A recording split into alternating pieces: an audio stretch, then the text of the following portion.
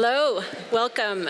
My name is Megan Villar. I'm with a company called Full Send, and I have the honor of welcoming you to Denver Startup Week. So very grateful that you're here. This event, and honestly, even our city has come a long way. This event is meant to connect with others, so say hello to the person next to you. And yeah, I hope you learned something from these awesome leaders. So I'm excited to introduce our next session.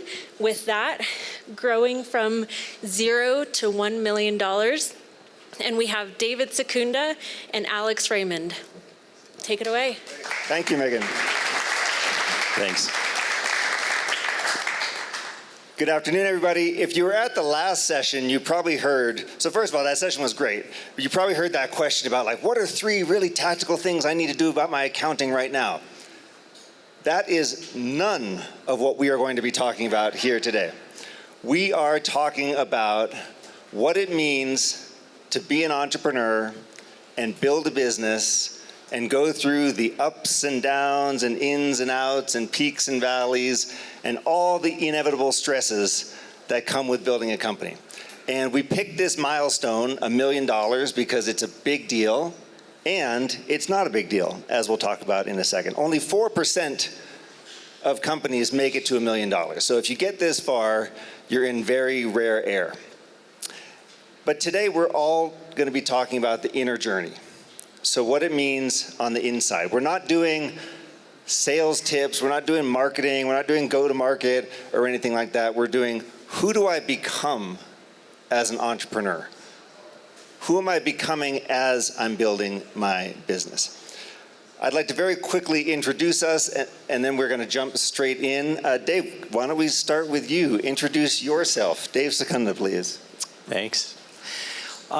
Dave Secunda, and you know, there's the tactical experience. I think I've done 6 startups now. The last tech startup was WorkBright, and then also Avid for Adventure, so 2 very, very different companies. And I've also started a number of nonprofits. But on the other side, the inner journey side, I have a degree in spiritual psychology. I've been pursuing the path of kind of conscious entrepreneurship and conscious leadership. And really, I think one of the biggest reasons I started WorkBright was to have an opportunity to do a startup differently, to bring my whole self and to create a company where how we did what we did was going to be as important as what we accomplished overall. And you have built really, really awesome companies that are well north of this $1 million threshold, so I can't wait to talk through all that with you. I'll introduce myself. My name is Alex Raymond. I am the founder of CAPTA. I'm the host of the Conscious Entrepreneur Summit and the Conscious Entrepreneur Podcast. And we like to play a game, and we're going to play this with you in just a second. We like to play a game at Conscious Entrepreneur where you say, if you really knew me. And so I will complete that sentence here real quick, and then I'll ask you. And I'm going to say, if you really knew me, you would know that this is public for the first time. I quit the company I founded, which is CAPTA, 2 weeks ago, and I'm launching a brand new project called Amplify in 2 weeks. So wish me luck, everybody. So if we really knew you. Wow, Alex, how do you feel about that? I feel amazing because the mental shift for me was I want to be more excited about the future than I am about thinking in terms of sunk costs or like making something work. And so that was really important to me, but I'll tell you, it took me years to make that decision. I mean, it's literally, I've been noodling on this for a very, very long time. So I'm really glad I finally did it. Okay. Thanks for sharing that. Well, let's see, to drop in. If you really knew me, you would know that I returned to a company I founded 20 years ago. And about 2 weeks ago, had to lay off about 50% of the folks who work there. And I feel really sad about that, and it's been a super heavy lift, combined with a lot of things kind of going on the personal front that have been a heavy lift. So it's kind of with mixed emotion of being back at this company that I founded and absolutely love, and having just an unexpected and very heavy lift at this point in the corporate curve and the personal curve. Oh man, thanks for sharing. That's one of the least fun, in fact, probably the least fun thing about being a CEO is having to make those kind of decisions. Well, let's turn to today, what we're going to talk about. And I want to first start with one of the things it said in the description for this talk is 2 Techstars alumni are going to share all their secrets. Well, we're going to share some secrets, and it's actually basically nothing that we knew back then. This photo is from Demo Day 2014, so yes, a full decade ago. There's Dave, there's me, up on stage just having completed Techstars. And we know that a lot of those companies aren't around anymore. Some of them are, and some of them have been Look really how excited successful. we look. Like, it's all good from here. That was the hard part. Now it's like, oh, you're coasting downhill. Not. So that's us before we knew anything. Well, I guess you knew a lot because you already had your previous startups, but I didn't know anything at this point in my life. So 10 years ago, I didn't know that this was just the beginning. I didn't know that everything was going to take so fucking long. I didn't know how hard everything was going to be, and I didn't know how much all this was going to be a test of me. Right? I thought building a business was about creating a product and selling a product and doing marketing and doing this and doing that. And in reality, so much of it relies on me. And the thesis based on that is your company's only going to grow as fast as you do. So what can you do to really step into your role as a founder and as a CEO? What can you do to clear the cobwebs of your mind? What can you do to overcome the limiting beliefs that you might be holding on to, even if you're not aware of them today? If you can clear that up, it clears the way for a bigger business. And what Dave and I want to talk through today is the things that we have done, the things that we have learned that allow us to reframe what we're doing to focus on ourselves as the vehicle for growth, meaning the better I am as a person, then guess what? The better I am as a CEO, the better I am as a leader, the better I am at sales, the more customers I attract, the better team members I attract, etc. So that's something that we believe very, very profoundly and want to talk about in a lot of detail today. So with that, we wanted to jump into a couple of specifics here around what that actually looks like. And the context, just to put a word on it, is what we call building entrepreneurial capacity. So entrepreneurial capacity to me, this is something we talk about a lot at Conscious Entrepreneur. Entrepreneurial capacity is, do I have what I need to succeed? Am I resourced?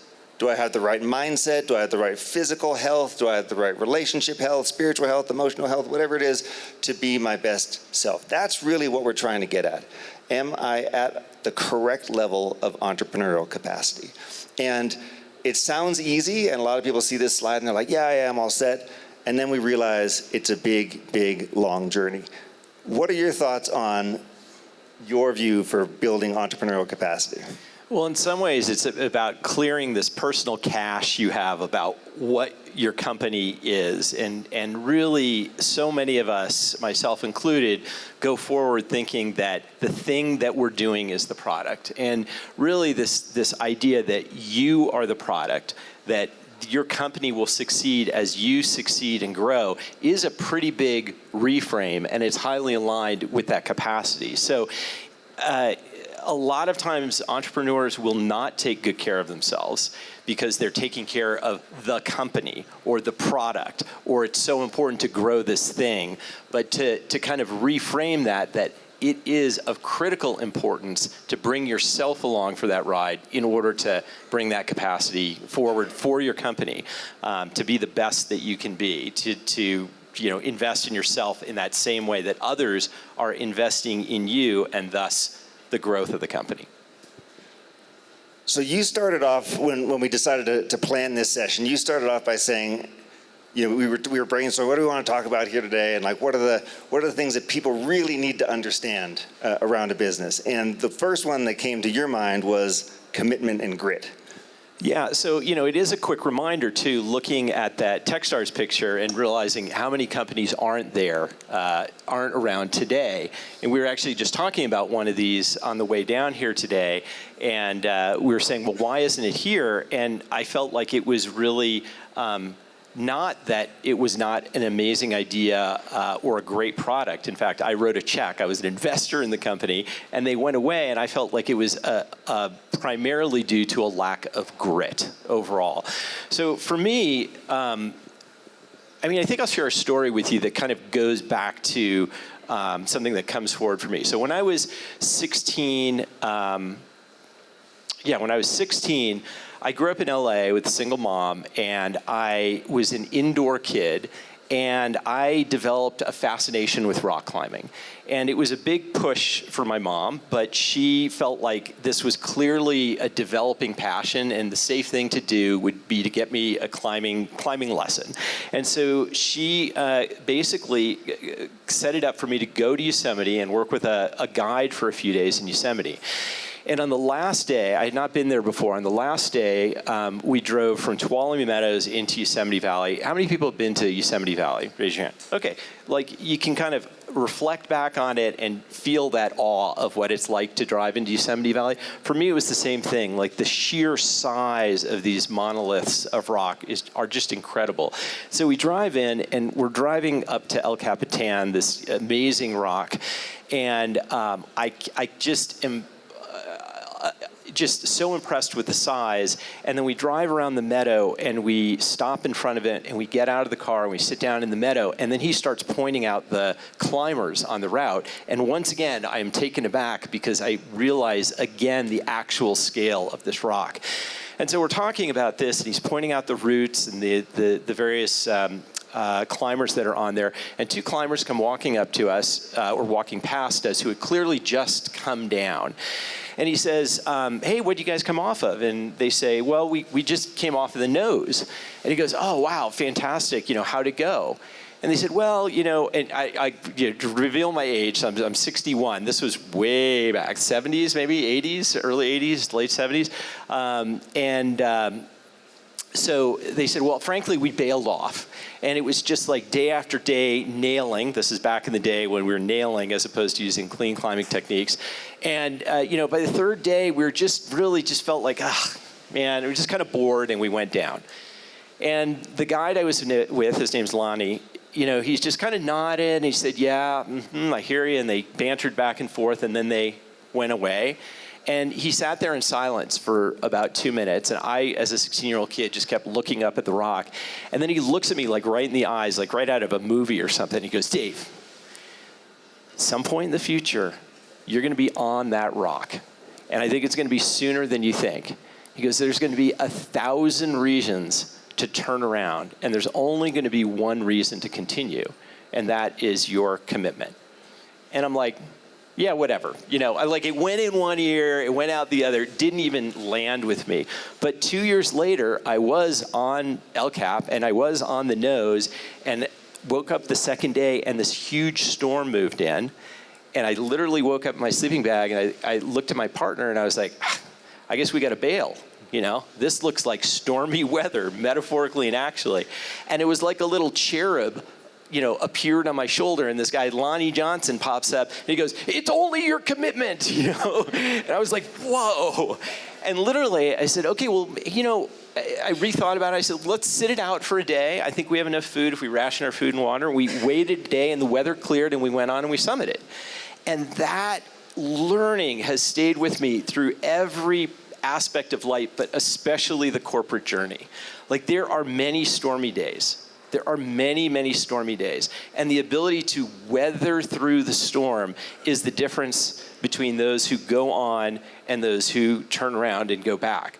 So there's a lot to be said about being very clear on your vision and your commitment, like incredible crystal clarity for yourself, and then just following that with grit and tenacity. And that separates many, many startups that continue to become bigger companies from those that are no longer around. Yeah, and on that point, the tenacity and the grit is where growth happens. So the title of this talk is Getting to $1 million, from $0 to $1 million. And if I don't have that tenacity, maybe I'm not going to make it. If I give up too soon, maybe I'm not going to make it.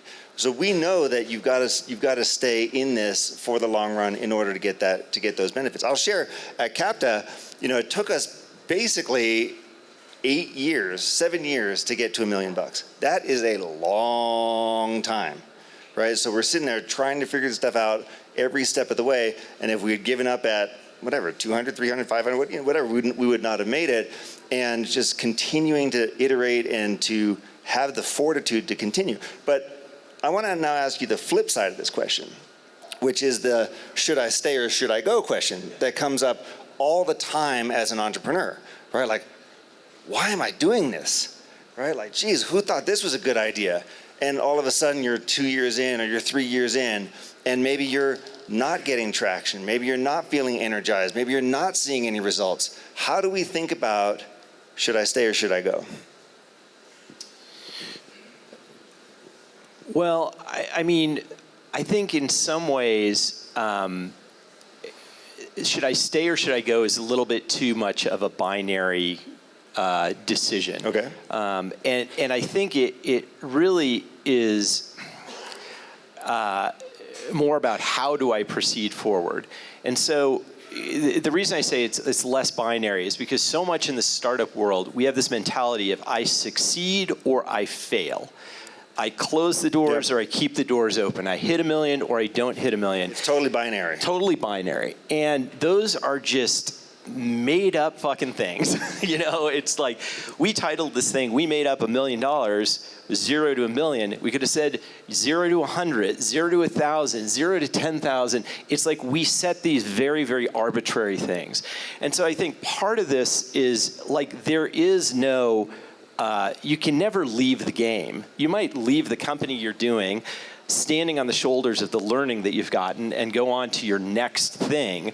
But it really is looking at everything that comes, I'll just say for me, everything that comes to me every day as an opportunity for learning. You know, and some of them are hard and some of them are amazing and joy-filled and sad, and it's all of those things. But to like be able to develop your appreciation for all of those, not just the like whee down the roller coaster side of it. I mean, that's a life's work, and that's kind of what we're saying about growing yourself allows you to grow your company. One of the ways that I think about that is I think about my identity as an entrepreneur. And I think I'm an entrepreneur, whether I'm doing this thing or the next thing or the next thing, and that allows me sometimes to zoom out, right? Because I get all worked up about whatever the problem of the day is or whatever the, seems like a critical situation. And I think, oh, this didn't work, so I'm a failure. This thing didn't work, so I'm a failure. Whatever story I wind up telling myself in my head. And if I zoom out and remember, hey, my identity is someone who creates things and likes to be an entrepreneur, then that is something that helps me to keep going, right? So I've found that particularly useful to make sure that I am putting my energy in the right place. So talk a little bit about this navigation you're in right now of moving from a company you founded onward, and that sense of identity. And did you have any things come up for you in that process that was some work for you to do about like what it means about you? Well, I've lived in Colorado for 12 years. And for essentially all of that time, people have known me around town as Alex from Capta. So now I am not that guy, right? I'm someone else. So, okay, fine. I'm Alex formerly of Capta. Okay. So that's one thing.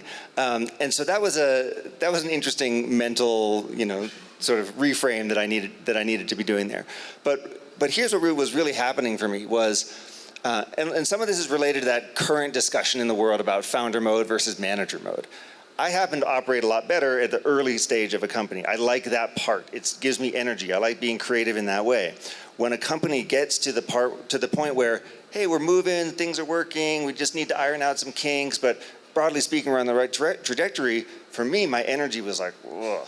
I just couldn't do it. I couldn't sit on another sales call. I couldn't sit on another, meeting about some feature or whatever it was, because I was like, this is not where I'm getting energized. So that was my signal to me. It was like, hey, my energy's going down here. And so then I think, all right, time to make a move, but wait, this is my baby, right? This is my thing. And one of the things that I was struggling with is I made up all of these, I had all these ideas in my head that other people were somehow depending on me. Oh, well, what about my customers? Oh, what about the staff? What about my investors? Whatever it is. All these made up things in my head that I felt were somehow going to be at risk if I decided, hey, you know what, the business, and by the way, the business is still going, it just, my business partner took it over, right? So I was like, I had this whole idea that people were going to be somehow disappointed or that I was letting people down. And if I can go even a little bit deeper on that, it was me saying, I'm worthy. I'm worthy because I've made up this idea that other people depend on me being in this position. So like, that's an interesting one to, thanks for sharing that. to dig in on, yeah. So overcoming that was then like, actually, I can do this. The world is going to be perfectly fine whether I'm the CEO of Captive tomorrow or not. Thank you very much. All right, let's go on to the next one. Yeah, let's go on to the next one. So we wanted to share a really specific framework that has been incredibly helpful for both Dave and myself. This is developed by a guy named Dr. Gay Hendricks, and this is the Zone of Genius. Zone of Genius is an incredibly useful way to start thinking about the things you're doing every day, your mission in life, how you operate as an entrepreneur or spouse or partner or human, and we wanted to share what it's meant to us and how we've applied it in our lives. You want to give a quick overview of Zone of Genius? Yeah, so first of all, the Zone of Genius is one of these multitude of, well, not multitudes, 4 zones. And all of the time that you spend as an entrepreneur, like it or not, falls into one of these zones. So it's the zone of incompetence, zone of competence, zone of excellence, and zone of genius, also sometimes called your unique ability. And so it's just a fact of life that you will move through these. But in general, zone of incompetence is those things that you suck at so bad that it is a disservice to spend your time doing it. It is literally a takeaway from the company, and it is... Nobody benefits. No one benefits. And you probably know what these are if you think about them overall. And so your job is to offload zone of incompetence as much as possible immediately. Then zone of competence is like, yeah, I can get this thing done. Somebody else can do it better. But if there's no one else to do it, then you're going to spend some time in your zone of competence. Zone of excellence is where a lot of people spend their entire career. It's like, I'm good at this. Other people come to me for advice in this, but... Maybe I get paid well for doing this? Yeah, get paid well. But it does not give me more energy than it takes. It does not give me more energy than it takes. So the definition of that zone of genius or that unique ability is that it is this section of what you do that you're great at. You have a never-ending thirst of learning for it, but you can come up from it and go, wow, that felt like 30 minutes and it was 3 hours. It energizes you. And so it's really important to very specifically know what portions of that unique ability you are bringing in your workplace and to maximize those. And that is a life's work, especially in the startup world. Don't try and fool yourself that you will not be doing work in these other zones. But over time, your idea is to identify your zone of genius, hold on to it, and expand your time in it. And to just go one step forward, further as far as how to do this, literally, for 1 week, you can just keep a pad of paper and just note down your activities that you're doing throughout the week. Just like note them out, maybe how much time, just keep it on a notebook page. At the end of the week, go back and identify each of these zones next to them.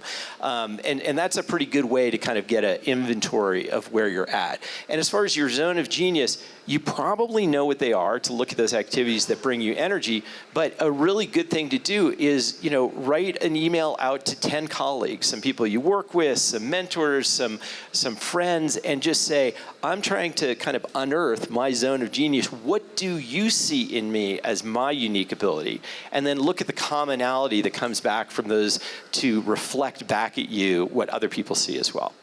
Yeah, the way that Gay Hendricks talks about this is, what do I do that doesn't even feel like work? Or what would I do and I would do it and not even get paid in any way. I just love doing it so much. And those are really, really great questions, because when we talk about the journey of an entrepreneur to building a company, the more time you can spend in this zone of genius, you're opening yourself up, right? Your energy is flowing, you're excited, you're alive. What's your zone of genius? What's your unique ability?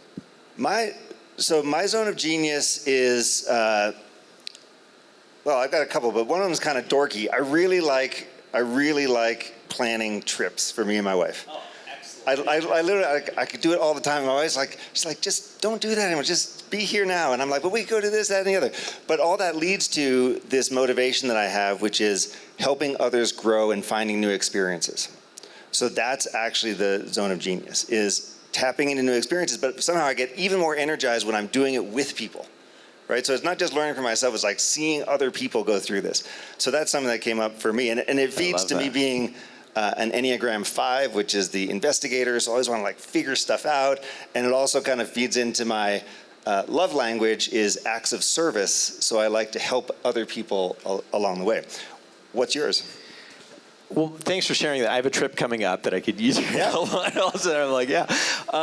So mine is kind of creating a clarity of vision that enables others to enroll in that vision and kind of accomplish more than they thought they could on the journey towards it.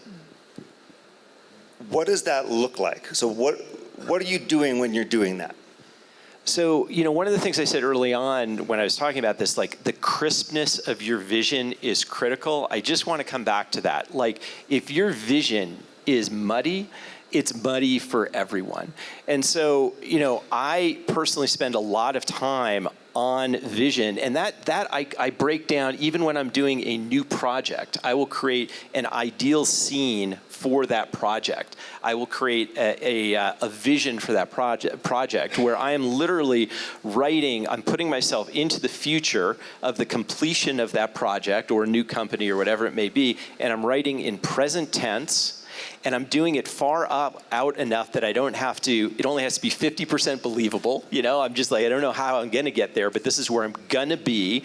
And I'm writing about what the actual completion looks like, but also what my inner landscape looked like on the journey to get there and once I arrived. So it's kind of anchoring how I feel. It's anchoring where I want to be. And so it starts for me with like the personal clarity of vision. And then once I have that, I have enthusiasm that is infectious around it, and that's kind of how it translates. Ooh, nice. Sounds awesome. Who here feels like they have a pretty good command of what their zone of genius is? Okay, like maybe 5 or 6%, something like that. Well, so let's spend a moment exploring this together. We would love for you to turn to your neighbor or find a small group of 2 or 3 or 4 and just spend a couple of minutes sharing what is it that makes you come alive, what do you think your unique abilities are, and what's your zone of genius? What gives you more energy than it takes? Go ahead, 2 minutes starting right now. 2 minutes.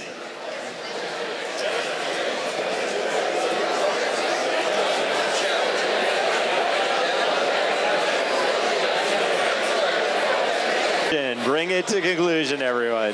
Thank you, thank you, thank you. Woo!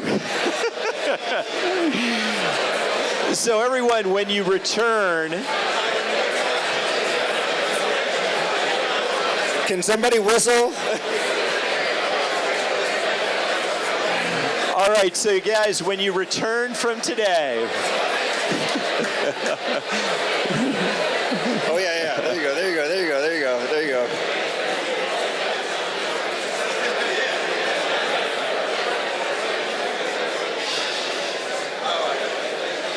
Yes, thank you.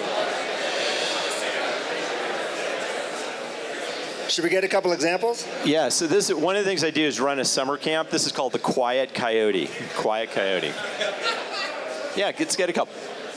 Who wants to stand up real quick and share their zone of genius? Shout it loud so that everyone can hear you. Over here. Everyone, number one. So one of the things that we were talking about is that, so my zone of genius is product and the creativity that happens at the coal face of talking to the customer. And one thing that we were talking about is sometimes your organization doesn't need your zone of genius. In fact, it's sometimes indulgent, like for me to be there all the time, rather than in front of customers selling, etc. So that's also a realization that you don't always get to have your zone of genius. Yeah, thanks for sharing that. And basically, Zone of Genius focuses, if you couldn't hear, on product, but that is not necessarily all his company needs. And so this is kind of what I was saying is like, don't expect to spend all of your time in your zone of genius.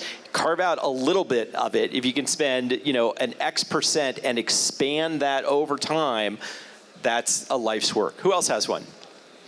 Back over here? Yeah.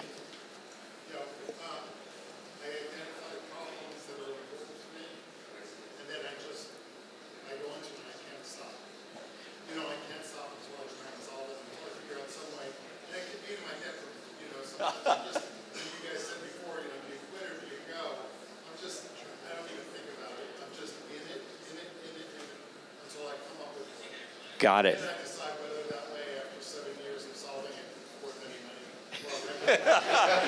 All right, tenaciously solving problems and just going after them to the finish line. Yeah, let's go with one more right next to you. Yeah. Mine is solving people. I love the super smile. I love the super happy. If I'm in a classroom, is thriving, happy, that goes with cost. I can see even when you shared that, talking about people thriving, that you like kind of uplifted and had this positive, exuding of energy there. And that's a great thing to watch people when they're in their unique ability, they glow, they show it. They're exuding it for sure. Yeah. Totally. So Zone of Genius is such an important framework for us to be able to understand where are we at any time. Am I in my zone of genius, zone of excellence, zone of competence? Hopefully I'm not in my zone of incompetence, but you never know. But it's a great way to kind of to assess how am I doing on the inside, are my talents being rewarded. I now want to spend a little bit of time on something that I call the 4 demons, the 4 inner demons that all entrepreneurs face. And the reason I want to share these is these are things that are going to come up for you over the course of building your business to $1 million that you've got to figure out how to deal with. Normally this is a whole hour just on this one topic, so we're just going to go very, very quickly through them, but I'd love to get your insights on these as we go through them one by one as well here, Dave. The first demon is imposter syndrome. I don't know what you're talking about. Yeah. To put a definition on it, imposter syndrome is like feeling that you snuck into the party without an invitation, right? What am I doing here? Everybody else seems farther along. Everybody else has raised more money. Everybody else is better looking. Everybody else is taller. Everybody else this, that, or the other. Somehow I don't belong. And this comes up a lot for entrepreneurs, especially at the early stage. Hey, I don't know enough about my space, right, is one of them. Another place I see this all the time is pricing, right? So what does pricing have to do with imposter syndrome? Oh, well, I'm just starting out, so I'm going to offer it really, really cheap, right? And see, and then I'll get a bunch of 5-star reviews, and then my life's going to be great. Bullshit, right? What it means is I don't think I'm worthy enough to charge what I'm worth, right? And so this is all manifestations of imposter syndrome around pricing, how I make money, what I'm willing to project and kind of tell people about what I'm doing. How has this shown up in your life? So many ways. I think that the pricing one is a good one. I think at WorkBright, we spent a lot of time on our initial pricing trying to figure out a B2B SaaS product, how to price it. And we decided at one point we were going to do new pricing. We spent, like 6 months of trial and tribulation and sweat and tears, and then made the switch, and it was like crickets, it was just like we had this concept that we couldn't charge more as opposed to that. And it wasn't a big deal. No, it wasn't a big deal. My wife actually had a consulting business for 20 years, and she lost a bid once, and the company came back and they said, do you know why you lost the bid? And she said, no. And they said, you don't charge enough for us to take you seriously. You should double your consulting fee. And she listened, and she did, and same thing with her clients. Like, she doubled her hourly fee in one move. Crickets. In fact, more business came her way. So these are just kind of the manifestations. If you get one practical takeaway from our talk today, go out there and double your price. Double your prices. Double your prices. The other thing I'll say about this is, I know you said it like plagues startups. bad news, it doesn't go away. Again, like the imposter syndrome may change, but like I shared, I returned to my company after 20 years. I was the founder. It's like all of a sudden I felt like, oh, who am I to come here? Do I have enough skill set here? I mean, it continues. And for me, one of the things I do on a very regular basis is at the end of the day, try to offload, to off gas all those things that have built up during that day about imposter syndrome. And I do this, I literally have this bedtime practice of compassionate self-forgiveness, where I'm releasing myself for buying in for the misinterpretation that I'm not a good CEO, or the misbelief that I'm not a good parent or father or spouse or whatever it may be.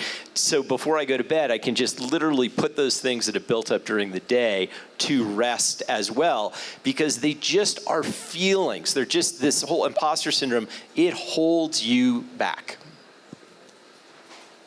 Just in case it wasn't perfectly obvious to the audience, this is someone who has built multiple $10 million plus companies in his lifetime, providing compassionate self-care to himself in the evening to de-stress from his day of running his company. I mean, you are a fucking badass, and you still are working with this day in, day out. Wow. Next one, burnout. You ever experienced that? Talk about burnout a little bit. Burnout, talk about burnout. Yes, so burnout is characterized by, well, first of all, there's a lot of misconception out there about what burnout is. People think burnout is just, oh, you're tired, you need to go spend a week on the beach, and then you'll be fine. No, burnout is characterized by total exhaustion. So basically, you can't do anything anymore. Secondly is something called cynicism or depersonalization, where you no longer associate with the problem or challenge or whatever it is in front of you anymore. And then number three, lack of effectiveness, where whatever you do, it doesn't work. And for me, when I've had burnout, the one that comes up the most is that number two, the depersonalization. And I sort of alluded to this earlier, but when I was experiencing it, I would be in these whatever, supposed to participate like a fully functioning normal adult in a meeting, and I'm sitting there in the back of my head and I'm like, I simply don't care. Right? Like, say yes, say no, whatever it is, I don't care. And then I realize, oh, I'm being a terrible CEO, right? And then I get this wave of guilt and judgment about that. But that's what happens with burnout. And burnout there's a whole spectrum of it, so it's not just like a on or off. There's a spectrum of it. If it happens to you, it can take a long time to overcome. It requires physical resilience, emotional resilience, community support. It's a big deal. I'm probably still in it when I think about it. Yeah, it reminds me of this quote, which is self-care is so those you're working with can get the best of you, not the rest of you. And it's just like, again, this idea that you can redline yourself and in some way that in the long term will be of service to the company. This is not saying that there will not be periods of incredible focused work. That's going to happen. But there also need to be periods of incredible deep rest and just revitalization overall. And one of the best ways to avoid burnout, to minimize burnout, is to do more work in your zone of genius, like we were just talking to. That gives you energy, it makes you feel good, it makes you feel like you're making an impact, and it's a great way to avoid burnout. The third one I want to talk about is upper limiting. Upper limiting is actually the precursor to some zone of genius work, but let me explain how I see this coming in. Upper limit essentially means I put a limit on the positive energy that I allow myself to feel every day. So if something good is happening, I find a way to rework it to make it bad, or I find a way to rework it to have it match my feelings about myself, which may be very, very old and have nothing to do with me as an adult and everything to do with me as a second grader or whatever it is. But it's essentially a subconscious way that I keep pushing myself down. And what I've seen for myself about upper limiting is, for example, I never do that thing that everybody says, like celebrate small wins. So, like celebrate stuff when it's happening and be like, yeah, I feel great, and pat myself on the back. Those are all ways that upper limiting has shown up for me. What about you? Well, I just want to acknowledge Chappelle, who I think is in the room somewhere here at WorkBright as the CEO now, because she is such an expert of, really acknowledging every single win as we go along. And so I would say that I've been on her train of celebration to my benefit overall.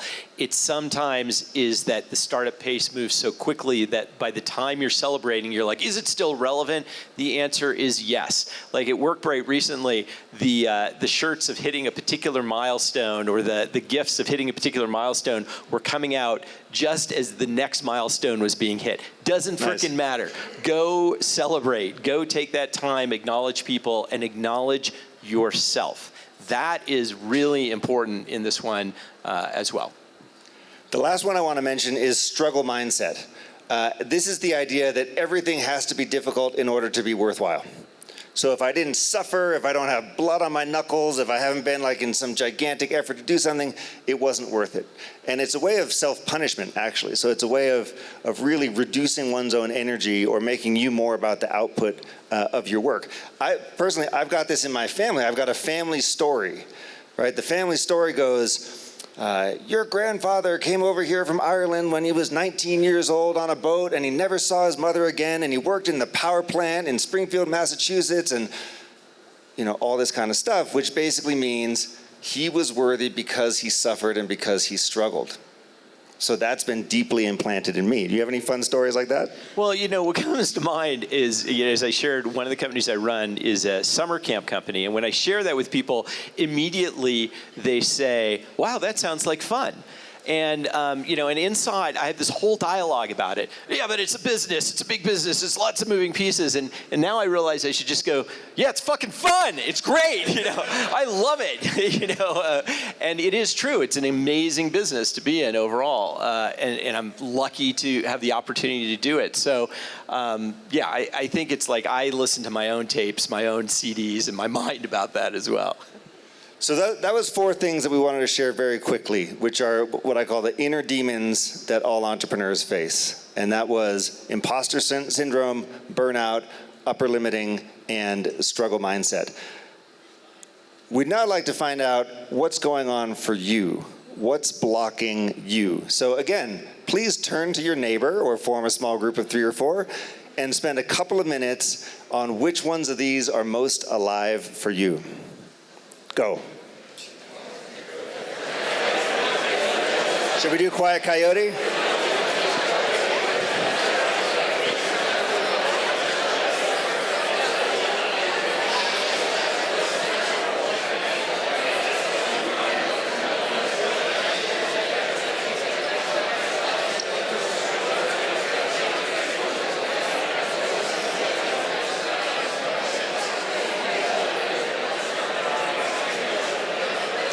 All right, we're going to bring it over the finish line here.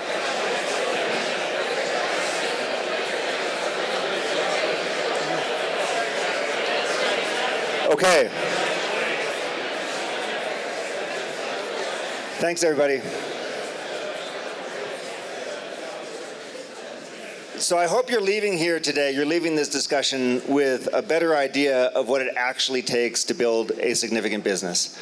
This is not easy, it's not something to take lightly, and it really is something that allows us to grow as we're going through this entire process.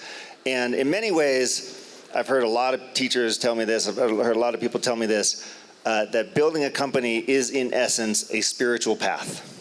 Right? So we are all on a spiritual path of self-development. And the question that I want to leave you with today is, as you're doing this, as you're building your company, as you're executing on your dreams, as you're doing all this stuff out there, who are you becoming? How are you changing? Thoughts? What is it, Dave, from that early in that photo? Who has he become?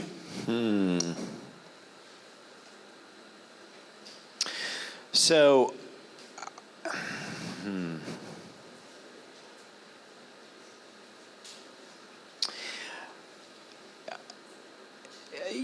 it's interesting. I think the person I'm becoming knows more and knows less. than I ever thought. I feel like I've acquired more maybe wisdom, and I realize there is so much more to learn. But I think really the person I'm becoming is one who is acutely aware of the importance of my journey and kind of trying to figure out where I am on that on a daily basis. How about you? Literally the only thing I've understood from this whole process of being an entrepreneur is that the inner journey is an infinite journey. So that's the game I'm playing, is what I believe to be an infinite game. So if you like this conversation here today, if you want to go a little bit deeper, if you want to join a tribe or community of people who enjoy this kind of conversation as opposed to the people who left 55 minutes ago, take a look at Conscious Entrepreneur. We run a summit, we run a podcast, we run other events throughout the year that are all dedicated to the inner growth of the entrepreneur. With that, thank you to Dave Secunda, and thanks so much for being here, everybody. Thanks, everyone.